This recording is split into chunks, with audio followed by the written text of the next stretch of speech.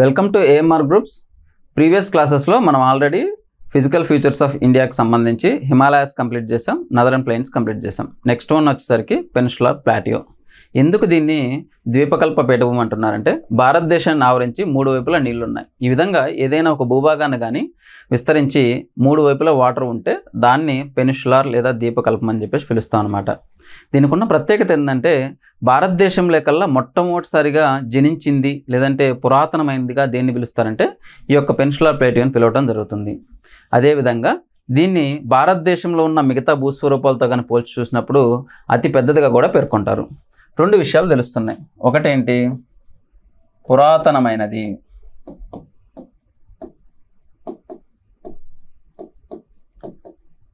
అదేవిధంగా అత్యంత పెద్దది, బిగ్గెస్ట్ వన్.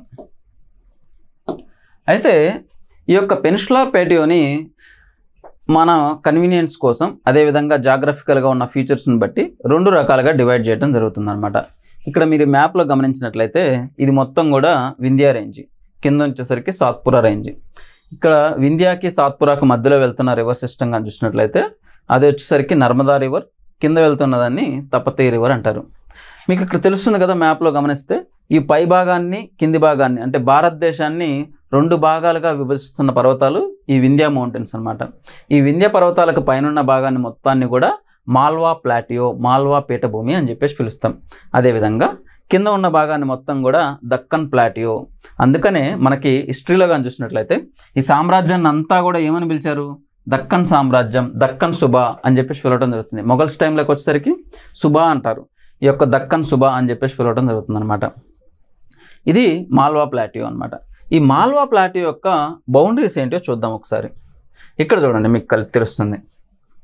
చూడండి, ఈ వాయువ్య ప్రాంతంలో ఏమున్నాయి మనకంటే ఆరావళి పర్వతాలు ఉంటాయి, ఆరావళి రేంజ్ ఉంది.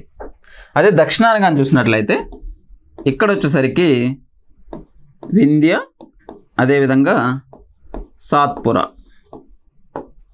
ఈ రెండు పర్వతాలు మనకు దర్శనమిస్తాయి. అదే ఇటు సైడ్ కానీ చూసినట్లయితే ఈశాన్యంలో చూసినట్లయితే కైమూర్ పర్వతాలు,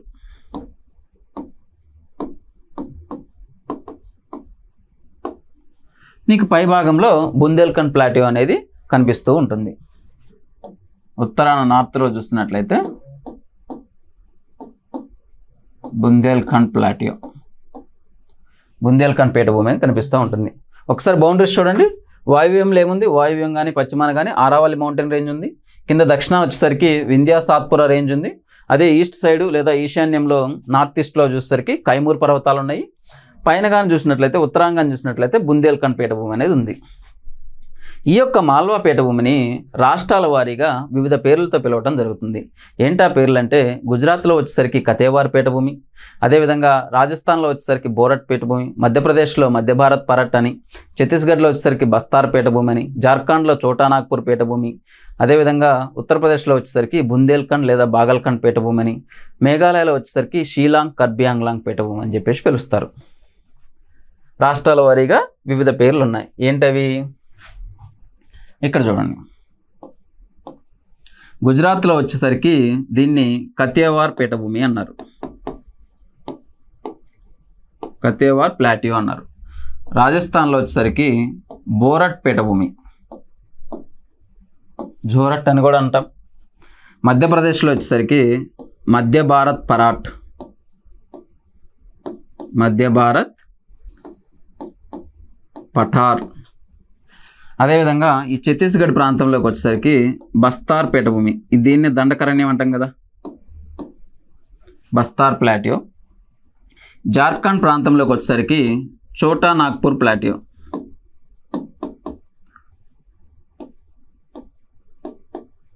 చోటా నాగ్పూర్ ప్లాటియో అని చెప్పేసి అంటాం. ఉత్తరప్రదేశ్ ప్రాంతంలోకి వచ్చేసరికి దీని యొక్క నార్త్ బౌండరీ కూడా అదే కదా, బుందేల్ఖండ్ ప్లాటియో, బుందేల్ఖండ్ పీఠభూమి. దీనికే మరొక పేరు ఏంటంటే బాగల్ఖండ్ ప్లాటియో. ఒకసారి చూడండి, రాష్ట్రాల వారీగా ఈ యొక్క పీఠభూముల్ని అమర్చమని అడుగుతారు అనమాట. మ్యాచ్ ద ఫాలోయింగ్లో ఇచ్చే అవకాశం ఉంది, లేదా వాడే మ్యాచ్ చేసి ఇచ్చి సరైన జత ఏది, సరికాని జత ఏది అని అడిగే అవకాశం ఉందన్నమాట. గుజరాత్లో వచ్చేసరికి కతేవార్ పీఠభూమి, రాజస్థాన్లో వచ్చేసరికి బోరట్ పీఠభూమి, మధ్యప్రదేశ్లో వచ్చేసరికి మధ్య భారత్ పరాట్, ఛత్తీస్గఢ్లో వచ్చేసరికి బస్తార్ పీఠభూమి, జార్ఖండ్లో వచ్చేసరికి చోటా నాగ్పూర్ పీఠభూమి, ఉత్తరప్రదేశ్లో వచ్చేసరికి బుంగేల్ఖండ్ లేదా బాగల్ఖండ్ పీఠభూమి, మేఘాలయ ఆ ప్రాంతంలోకి వచ్చేసరికి షీలాంగ్ లేదా కర్బీ ఆంగ్లాంగ్ పీఠభూమి అంటారు. ఇక్కడ దీనికి ఉన్న పేరేంది షీలాంగ్, దీనికే మరొక పేరు ఏంటంటే కర్బీ ఆంగ్లాంగ్.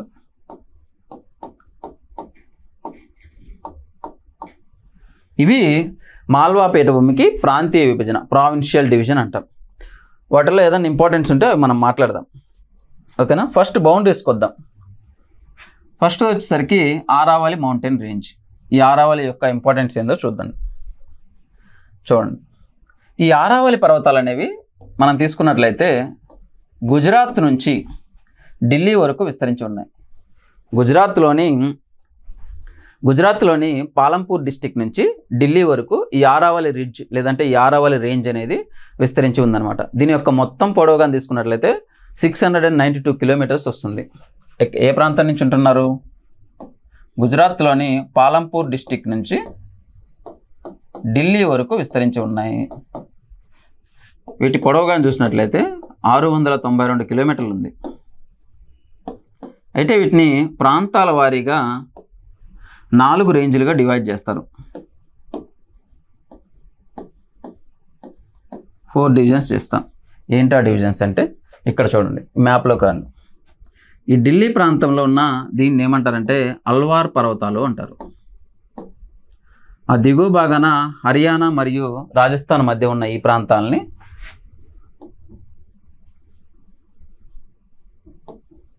మార్వార్ పర్వతాలు అంటారు. దానికంటే కింద ఉన్న మొత్తం రాజస్థాన్ ప్రాంతం నుంచి గుజరాత్ ప్రాంతం వరకు ఉన్న పర్వతాలని మేవాడ్ రేంజ్ అంటాం. ఈ యొక్క గుజరాత్లో ఉన్న వాటిని ఏమంటారంటే అబూ కొండలు అని పిలుస్తారు. అవి పేర్లు. ఏం పేర్లు? అల్వార్, మార్వార్, మేవాడ్ అండ్ అబూ కొండలు. వీటిని రాష్ట్రాల వారీగా వీటి విస్తీర్ణంగా చూస్తే గుజరాత్లో ఉంటాయి, ఫాలోడ్ బై రాజస్థాన్, అదేవిధంగా హర్యానా, నెక్స్ట్ వచ్చేసరికి ఢిల్లీ. ఒక్కొక్క దాని ఇంపార్టెన్స్ చూద్దాం. ఈ అల్వార్ ప్రాంతాన్ని కానీ తీసుకున్నట్లయితే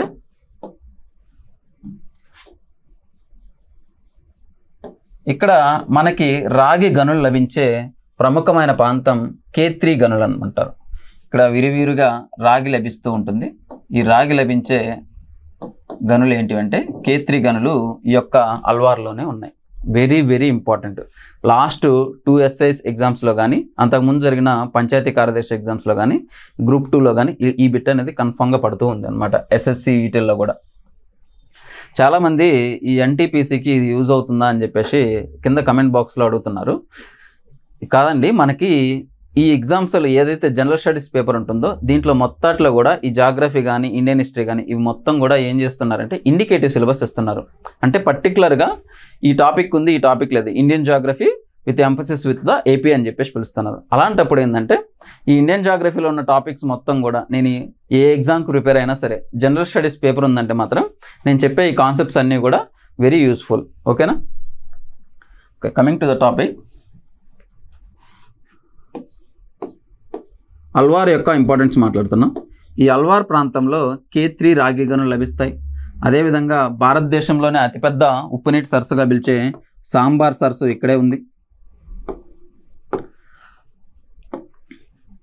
ఈ సరస్సుల విషయానికి కానీ వచ్చినట్లయితే ఈ సాంబార్ అనేది బిగ్గెస్ట్ వన్, అదేవిధంగా దీన్ని లేదా లార్జెస్ట్ అనుకోండి. లాంగెస్ట్ కానీ తీసుకున్నట్లయితే చిల్కా లేక్. ఎక్కడుంది చిల్కా? ఒరిస్సా ప్రాంతంలో ఉంది. ఇవి రెండు కూడా marine water, salt water lakes అనమాట. అదే ఫ్రెష్ వాటర్కి వచ్చినట్లయితే లార్జెస్ట్ వన్ వచ్చేసరికి ఊలార్ లేక్, జీలం యొక్క ఆక్స్ఫో లేక్గా పిలుస్తారనమాట. అది ఊలార్ లేక్ జమ్మూ అండ్ కాశ్మీర్లో ఉంటుంది. అదే ఏపీలో కనిపించే ఫ్రెష్ వాటర్ లేక్ ఏంటంటే కొల్లేరు లేక్ అనమాట. ఇక్కడ చూడండి, అవన్నీ కూడా ప్రస్తుతం ఇక్కడ అల్వార్ ప్రాంతంలో కనిపించే 2 ప్రధాన భూస్వరూపాలు ఏంటంటే K3 గనులు ఉన్నాయి, రెండోది వచ్చేసరికి సాంబార్ లేక్, అతిపెద్ద లార్జెస్ట్ సాల్ట్ వాటర్ లేక్ అనమాట. ఇక మార్వార్ అంటే ఎడారి ప్రాంతము అని అర్థం. మరు అంటే అర్థం ఏంటంటే ఎడారి అని అర్థం. ఇది ప్రధానంగా ఈ జైసల్మీర్, జోధ్పూర్ ప్రాంతాలలో ఎక్కువగా విస్తరించిందనమాట. ఈ మేవాడ్ ప్రాంతాన్ని ఆనుకొని జర్గా కొండలని ఉంటాయి. ఈ జర్గా కొండలను ఆనుకొని ఉన్న ప్రధానమైన లేక్ సిటీయే, సరస్సుల నగరమే ఉదయ్పూర్ సిటీ.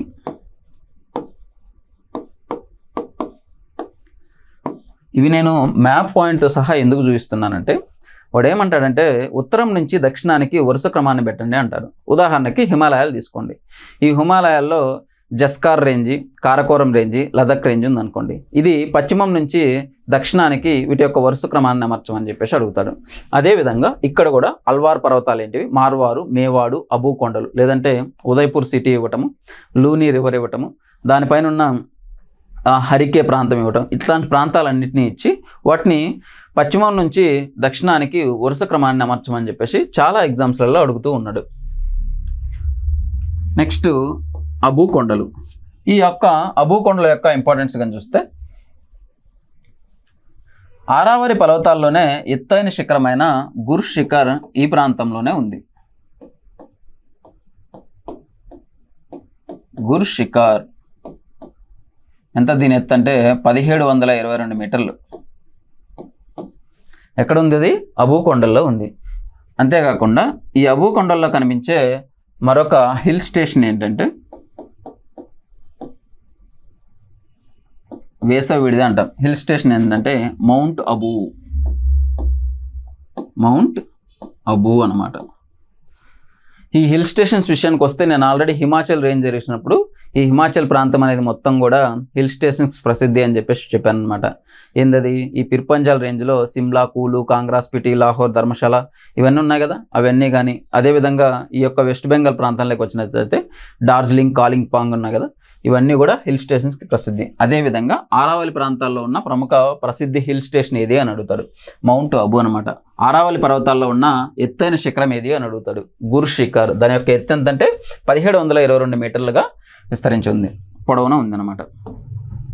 ఇంకా ఇక్కడ కనిపించే ప్రముఖమైన సరస్సు వచ్చేసరికి నక్కీ సరస్సు. ఏంటి దీని యొక్క ప్రత్యేకత అంటే, దీన్ని అంట మానవులు ఏర్పాటు చేయలేదంట, కృష్ణుడి యొక్క గోటి ద్వారా ఏర్పడిందని చెప్పేసి నమ్ముతూ ఉంటారు. ఇది గుజరాత్ ప్రాంతంలో ఉంటుంది. ఈ నక్కీ సరస్సులోనే అత్యధిక వర్షపాతం అనేది సంభవిస్తుంది. జనరల్గా మనకి ఈ ఆరావళికి పశ్చిమ ప్రాంతం మొత్తం కూడా వర్షక్షయ ప్రాంతంగా ఉంటుంది, రెయిన్ షాడో ఏరియాగా ఉంటుంది. కానీ ఈ యొక్క గుజరాత్లోని ఈ యొక్క నక్కీ సరస్సు ప్రాంతంలో మాత్రం వర్షాలు బాగా పడుతూ ఉంటాయి అన్నమాట. నీకు ఇక్కడ ఈ ఆరావళి రేంజ్ని కనుక గమనిస్తున్నట్లయితే, ఇక్కడ ఈ లూని రివర్ అనేది ఈ విధంగా పశ్చిమ వైపున వెళ్తూ ఉందన్నమాట. వెళ్తూ ఉన్నప్పుడు ఈ ప్రాంతం మొత్తం కూడా ఆరావళికి పశ్చిమాన ఉన్న ఈ లూని ప్రాంతము, అక్కడ ఆరావళిలో పుట్టి లూనిలో కలిసి దాని యొక్క ఉపనదుల వల్ల ఈ మొత్తం కూడా సారవంతమైన ప్రాంతంగా ఏర్పడుతుంది. ఆ సారవంతమైన ప్రాంతాన్ని రోహి అని పిలుస్తారని చెప్పేసి నేను ఉత్తర మైదానాలు మాట్లాడేటప్పుడు మాట్లాడాను. ఇటువైపు ఉన్న రివర్ ఏంటంటే బానస్ రివర్. వాడు అడుగుతారు, క్వశ్చన్ ఏం అడుగుతారంటే, బానస్ రివర్కి లూని రివర్కి మధ్య జల విభాజకంగా ఉన్న పర్వత శ్రేణి ఏది అంటారు. ఆరావళి పర్వతాలు. ఓకే. అదేవిధంగా ఇక్కడ కనిపించే ప్రముఖ నేషనల్ పార్కులు ఏంటివి అని అడుగుతాడు అనమాట. మనకి ఇక్కడ సరిస్కా నేషనల్ పార్క్ కనిపిస్తుంది. అదేవిధంగా రణతంబోర్ నేషనల్ పార్క్ కనిపిస్తుంది. ఈ రాజస్థాన్ ప్రాంతంలో ఉంటుంది. అదేవిధంగా భారత్పూర్ బర్డ్ శాంచురీ కనిపిస్తుంది.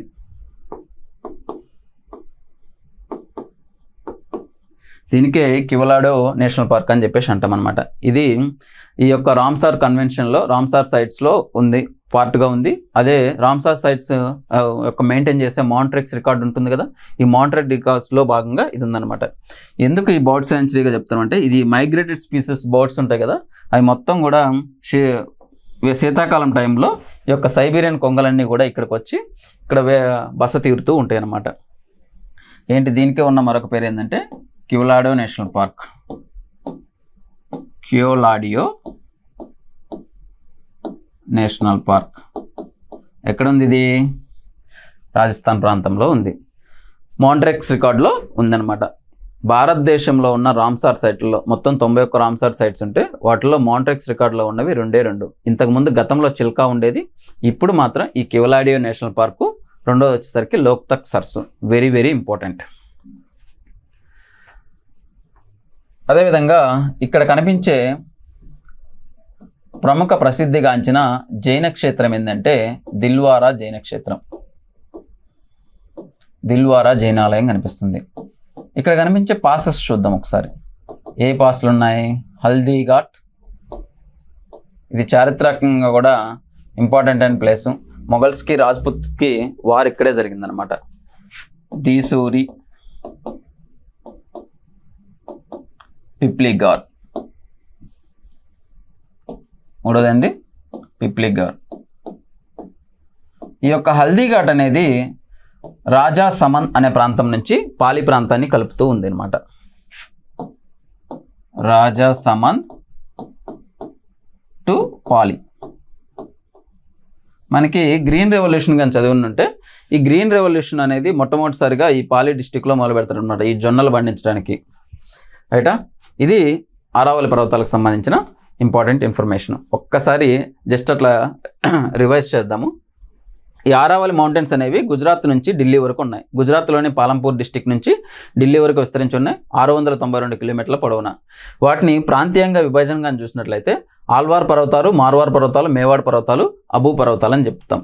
ఈ ఆరావళి పర్వతాలు అనేవి పురాతన ముడత పర్వతాలకి ఉదాహరణ అనమాట. Very very important. ఏంటివి ఇవి? పురాతన ముడత పర్వతాలు.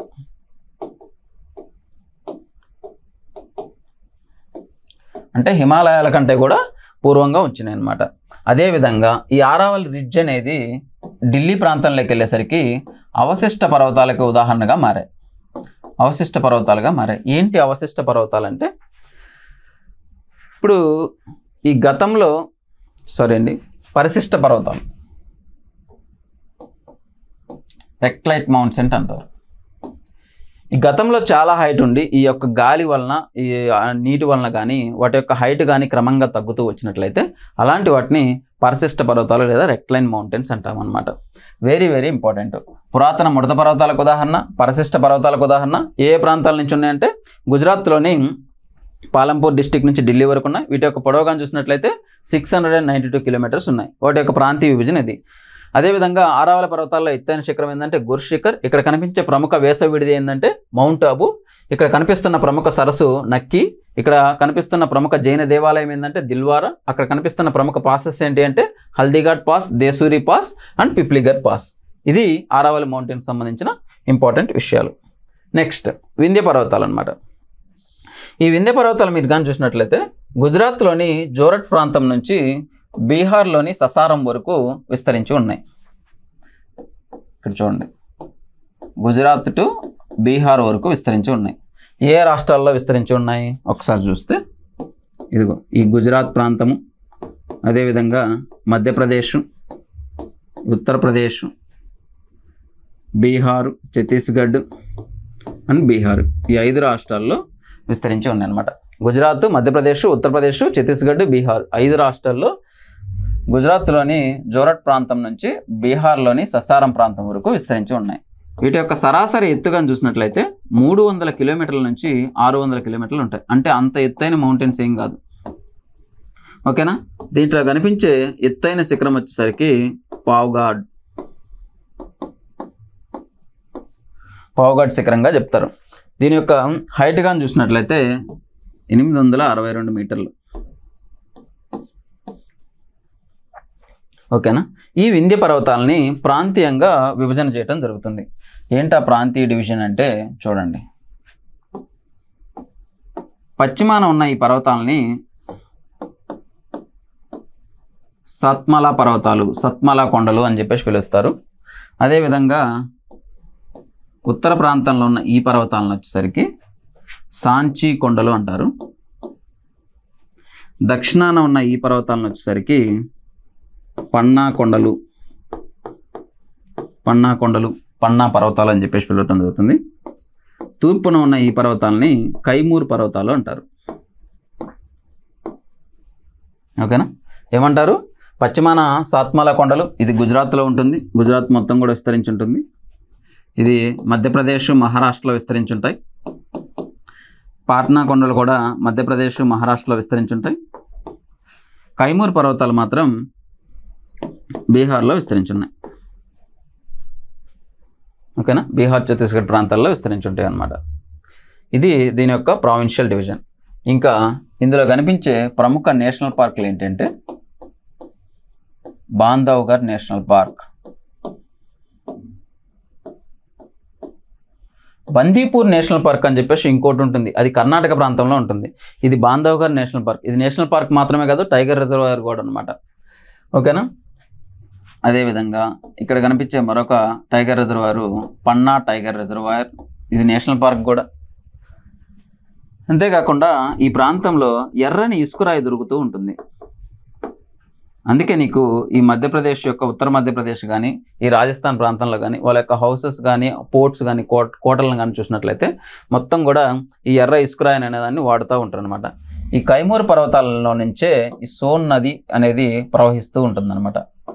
గంగా నది యొక్క డైరెక్ట్ ఉపనది అయిన సోన్ అనేది ఇక్కడే వెళ్తూ ఉంటుంది. అయితే ఈ యొక్క సాంచి పర్వతాల్లో నుంచి, ఈ యొక్క సాంచి పర్వతాలు ఇక్కడ ఉంటాయి కదా, సాంచి చారిత్రకంగా కూడా వెరీ వెరీ ఇంపార్టెంట్. సాంచి స్తూపం అక్కడున్న శాసనం కానీ, ఈ సాంచి పర్వతాల్లో నుంచి చంబల్ రివర్ అనేది వెళ్తూ ఉంటుంది. చంబల్ అనేది యమునా యొక్క ఉపనది. ఈ చంబల్కి కెన్, బెత్వా అని చెప్పేసి 2 ఉపనదులు ఉన్నాయి అన్నమాట.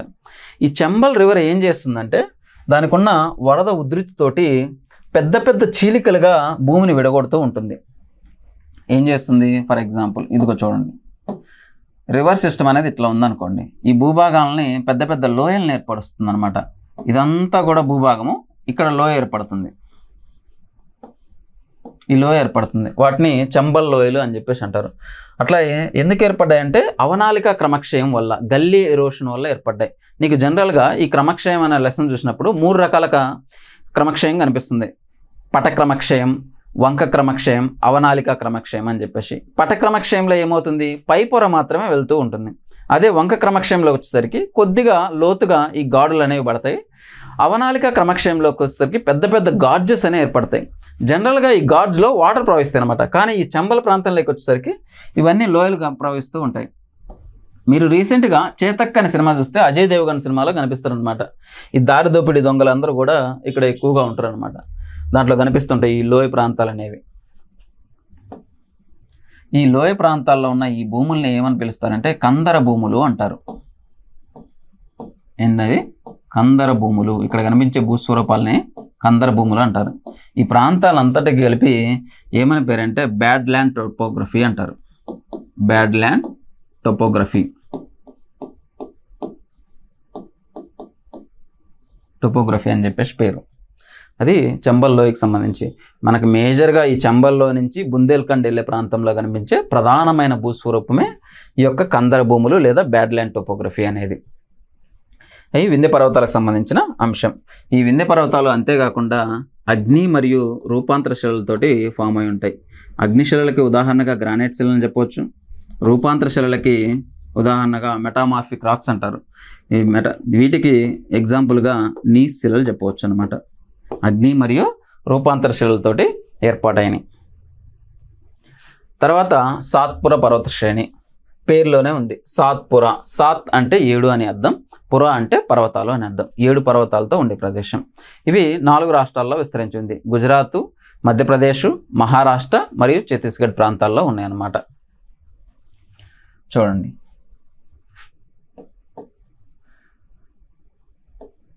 ఏ రాష్ట్రాల్లో విస్తరించి ఉంది, గుజరాత్, అదేవిధంగా మహారాష్ట్ర, మధ్యప్రదేశ్, ఛత్తీస్గఢ్ రాష్ట్రాల్లో విస్తరించి ఉంది.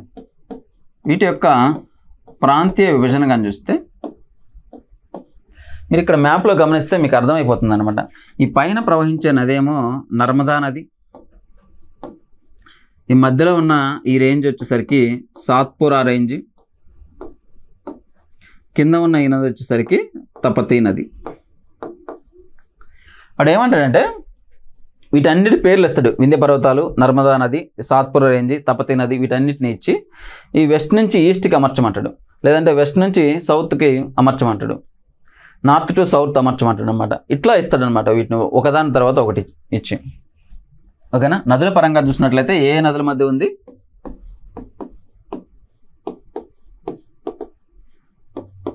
నర్మదా మరియు తపతీ నదుల మధ్య ఉంది.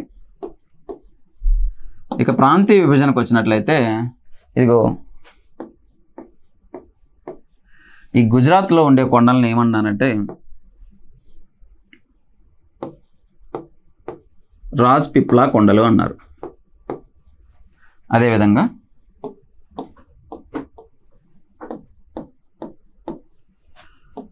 ఈ యొక్క ఉత్తరాన ఉన్న కొండల్ని ఆసిర్గర్ కొండలు అన్నారు.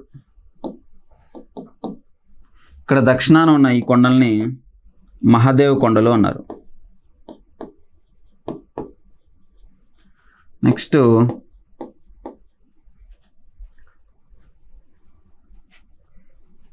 ఈ వైపు ఉన్న పర్వతాలని మైకాలా పర్వతాలు అన్నారు. సారీ అండి. నెక్స్ట్ ఈ వైపు ఉన్న పర్వతాలని మైకాలా పర్వతాలు అన్నారు. ఇది సాత్పుర పర్వతాల యొక్క విభజన అన్నమాట. ఈ సాత్పుర పర్వతాల్లో ఎత్తైన శిఖరం ఏంటంటే ధూప్ఘర్. ఇక్కడ కనిపించే ప్రముఖ హిల్ స్టేషన్ వేసవి విడిది ఏంటంటే పంచ్మహరి అనేది. ఇక్కడ కనిపించే ప్రముఖ పాస్ వచ్చేసరికి ఈ ఆసిర్గర్ పర్వతాల్లో ఉంటుంది. ఈ ఆసిర్గర్ పాస్ అని చెప్పేసి అంటాం అనమాట. ఈ ఆసిర్గర్ పాస్ అనేది కీటు దక్కన్ అని చెప్పేసి, డోర్వే టు దక్కన్ అని చెప్పేసి పిలుస్తూ ఉంటారు. ఎందుకు అలా పిలుస్తారంటే ఇవి మీరు గమనించినట్లయితే వీటి యొక్క టోపోగ్రఫింగ్ అని చూసినట్లయితే ఈ యొక్క సాత్పుర రేంజ్ ఏదైతే ఉందో ఈ సాత్పుర రేంజ్లో నుంచి మధ్యలో నుంచి ఈ దక్కన్ లేక్ ఎంటర్ అవడానికి వీలుగా ఉంటుందన్నమాట. అందువల్లనే ఈ ఆసిర్గర్ పాస్కున్న నేమ్ ఏంటంటే డోర్వే టు దక్కన్ లేదా కీ టు దక్కన్ అని చెప్పేసి పిలుస్తారనమాట. ఇక్కడ కనిపించే ఎత్తైన శిఖరం ఏంది ధూప్ఘర్. ఇక్కడ కనిపిస్తున్న ప్రముఖ వేసవి విడిది వచ్చేసరికి పంచ్మహరి వేసవి విడిది. ఓకేనా. అదేవిధంగా ఇక్కడ కనిపించే ప్రముఖ బయోస్పియర్ రిజర్వాయర్స్ వచ్చేసరికి Amarkantak biosphere reservoir. Amarkantak biosphere reservoir. ఓకేనా.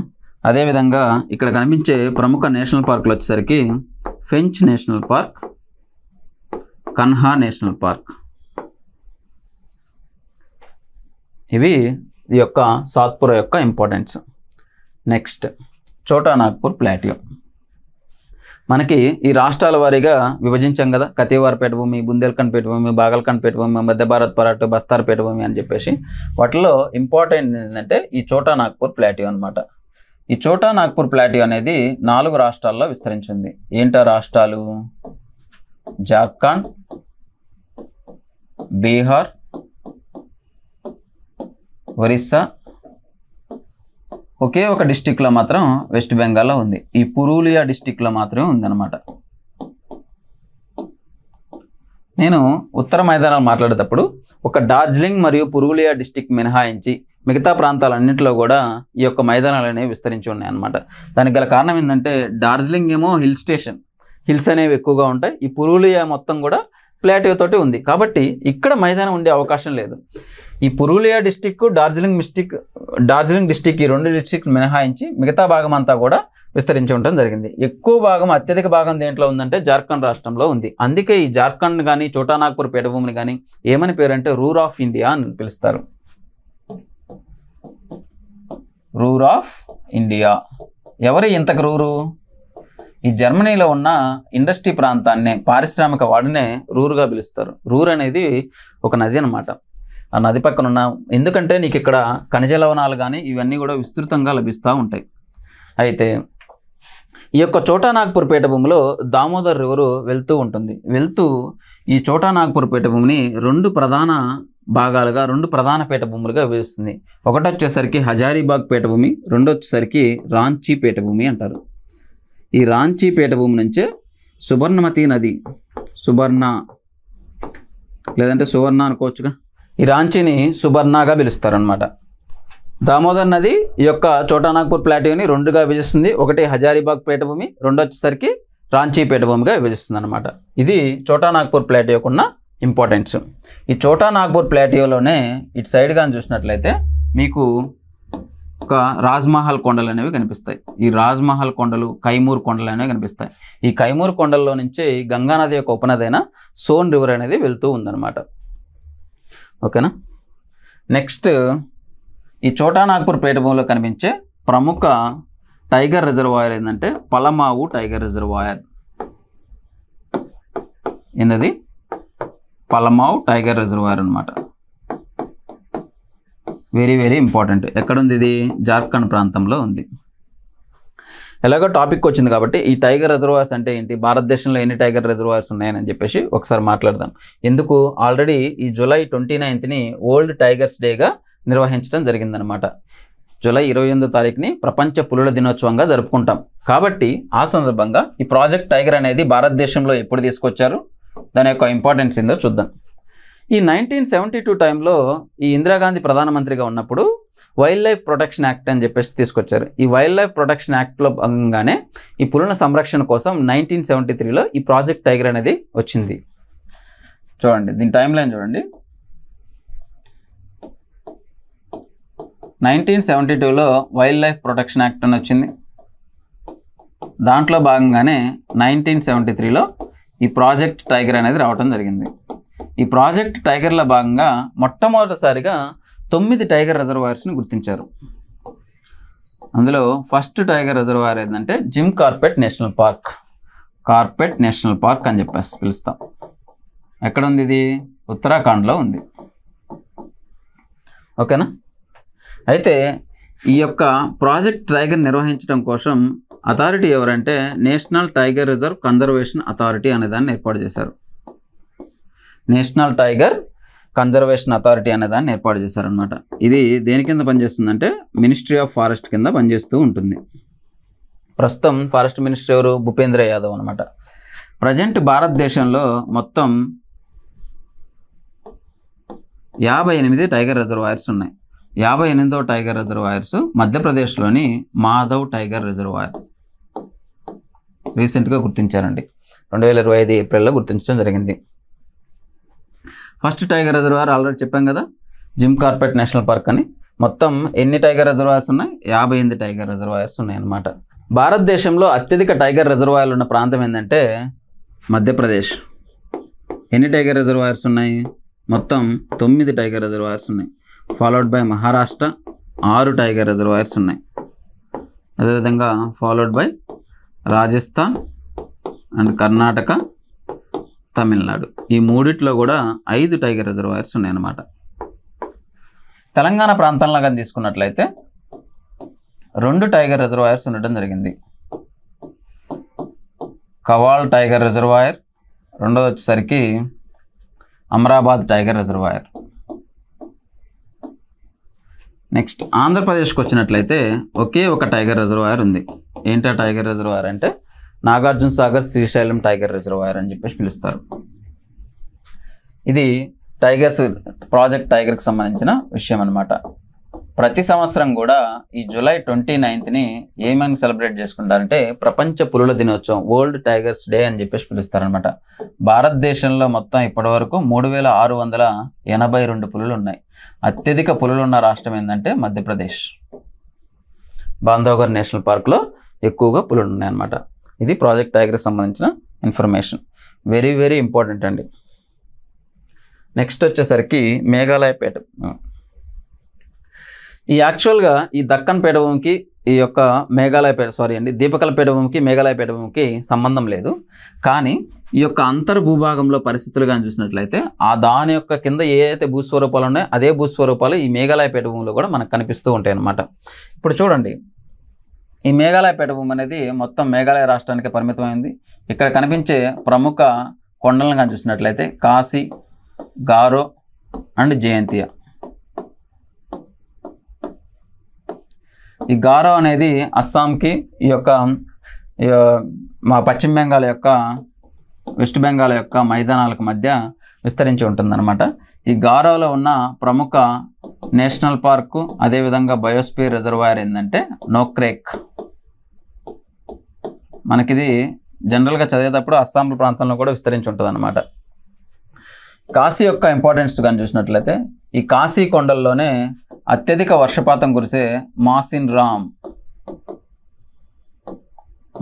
ప్రాంతం, అదేవిధంగా చిరపుంజ అనే ప్రాంతాలు విస్తరించి ఉన్నాయి అన్నమాట. భారతదేశంలోనే ఈ యొక్క ఈశాన్య ఋతుపవనాల వలన అత్యధిక వర్షపాతం సంభవిస్తూ ఉంటుంది. 1221 సెంటీమీటర్ల వర్షపాతం కురుస్తుంది అనమాట.